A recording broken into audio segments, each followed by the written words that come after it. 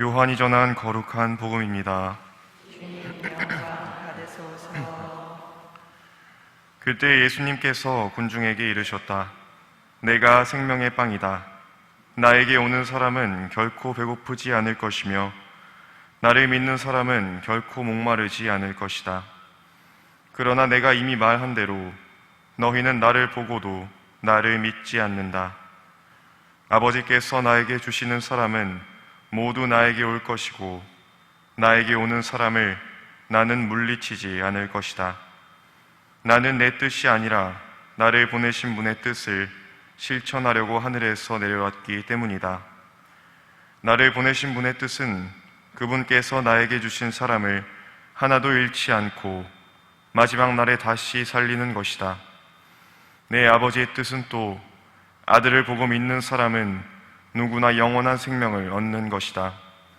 나는 마지막 날에 그들을 다시 살릴 것이다. 주님의 말씀입니다. 그리스도님 찬미합니다.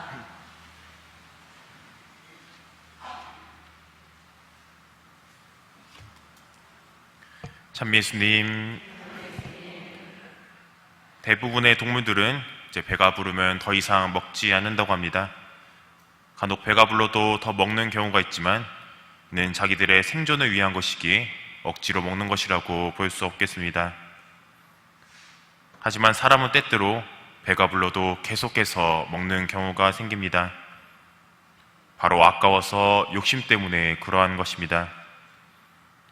이는 단순히 먹는 것에 국한되는 것이 아니라 돈과 명예 그리고 소유에게도 해당되겠습니다.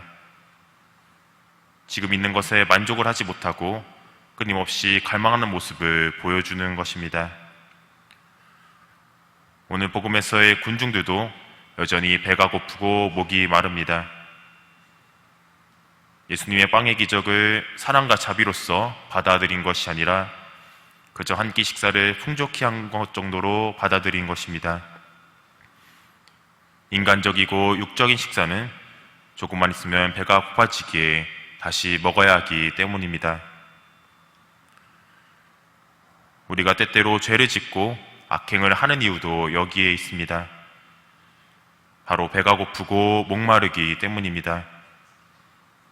그리고 극도로 배고프고 목마를수록 앞뒤를 가리지 않게 됩니다.